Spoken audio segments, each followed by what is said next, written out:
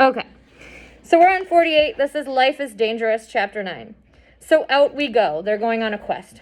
It's a habit by now, Freak riding up high on my shoulders and using his little feet to steer me if I forget where we're going. Not that we always know. Freak likes to make things up as he goes along. You think you're just walking down this ordinary sidewalk, and really you're crossing this dangerous bridge, the kind made of vines that hangs up in the air over a deep canyon. And when Freak makes it up, it seems so real. You're afraid to look down or you'll get dizzy and fall off the sidewalk. Don't ever look down, he says. Just keep your eyes closed. And then he puts his hands over my eyes and tells me to keep walking straight. So he blocks his eyes and makes him walk and directs him. 1 foot, he says, now the next. I'm fighting to keep my balance, and his hands are making me dizzy. 1 more step, Freak says. Steady, steady. Now lift up your your foot. There, we made it. And he takes his hands away, and I see we've crossed the street. Top of 49. Go east, he says, when I get to the end of the block. That way, mighty steed. Yonder lies the east. I go, how do you know which way is east? And then something is glinting in my eye, and Freak is showing me this little compass. The official Cub Scout compass? That's a clever disguise, so you don't know how valuable it is, he says. This is actually a rare and valuable artifact passed down for generations. Lancelot used it, so did Sir Gawain, and for a time the Black Knight kept it on a chain next to his heart. He's making that up. That's not real. It's just really from Cub Scouts. I go, so the Black Knight was a Cub Scout, huh? And Freak laughs and says, that way. We go to the east on a secret mission. We walk for miles, way beyond the pond and the playground and the school, and for a while we're going through this really ritzy neighborhood of big white houses and blue swimming pools. Freak keeps saying stuff like, that's the castle of avarice, and yonder lies the bloated moat. And when we go under the trees, he'll say, proceed with caution, or all clear, depending on how low the branches come down. We must be east, I say.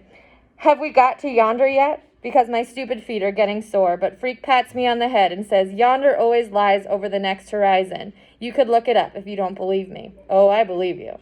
On and on, block after block, through all these neighborhoods that Freak says are really secret kingdoms. I bet we've gone 10 miles at least, because my leg thinks it's 100. And even as light as Freak is, he's starting to feel heavy. So he's walking and walking with him on his shoulder, so it's got to be tiring. We're almost there, he says. Turn at the end of the block. Where is it we're going? You'll see, and you will be amazed, he says, and you will be amazed. Ahead, there's this busy intersection, cars whizzing by, and it all seems sort of familiar. Can we stop for a Coke, I say? Grim gave me $1, big deal, but we can split it.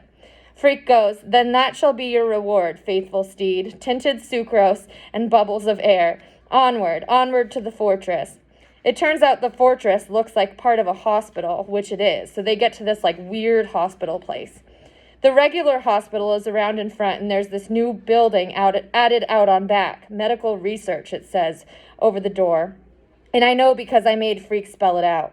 Does that mean they do experiments and stuff? Freak says, indeed they do. What kind of experiments, I ask. Can you keep a secret, he says. Do you swear on your honor? Sure, on my honor. Freak is really excited. He's shifting around on my shoulders so much, I'm afraid he'll fall off. That's not good enough, he says. You need to swear by blood. You mean cut myself? Well, no, he says, and you can tell he's thinking about it real hard. An actual incision is not necessary. It's the same thing if you just spit in your hand. So he's making him promise not to tell anybody what he's about to tell him. I know. Imagine this now during Corona. Nope. Huh? Saliva is like blood without the red, he says. Do as I say. Spit in your hand. So I spit in my hand, just a little drop. But Freak says it doesn't matter how much. A single molecule would work, because it's the principle of the thing. Now put your hand over your heart, he says. I put my hand over my heart. Now swear on your heart that the data you are about to receive will be divulged to no one. I swear. Freak bends down, and he's got his hand cupped around my ear, and he's whispering. Inside the research building is a secret laboratory called the Experimental Bionics Unit. The unit's mission is to develop a new form of bionic robot for human modification. So he's saying inside this building is an experimental bionics unit. So this is an experimental robotics kind of deal. So they're trying to create. He's saying they're trying to create a human robot in this hospital. What's that? I say. Shh. Speak of this to no one. But at some future time, as yet determined, I will enter that lab and become the first bionically improved human.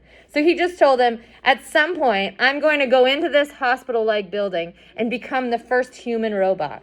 Do you think he's being for real? No. Yes. No. So some of you might think, yeah, he's being real. Some of you think, no. I think I still don't know what it means, I say. Top of 52. Bionics. And please don't make me look it up in the dictionary. Bionics, Freak says. That's the science of designing replacement parts for the human body. You mean like mechanical arms and legs? That's ancient history, Freak says. The bionics unit is building a whole new body just my size. So he says this hospital place is making like a robot for him specifically. That's what he's telling Max right now. Yeah, what will it look like? A robot? A human robot, Freak says. Also, it will look a lot like me, only enlarged and improved. Yeah, right, I say. Let's go home. My feet are tired. So he's like, nah, I'm not buying it.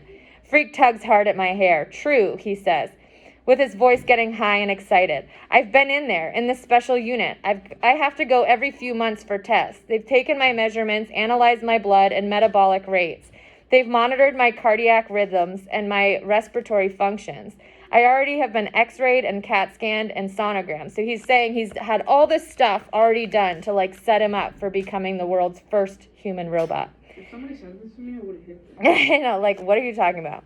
They're fitting me for a bionic transplant. I'm going to be the first. I can tell he really means it. This isn't a pretend quest or making houses into castles or swimming pools into moats.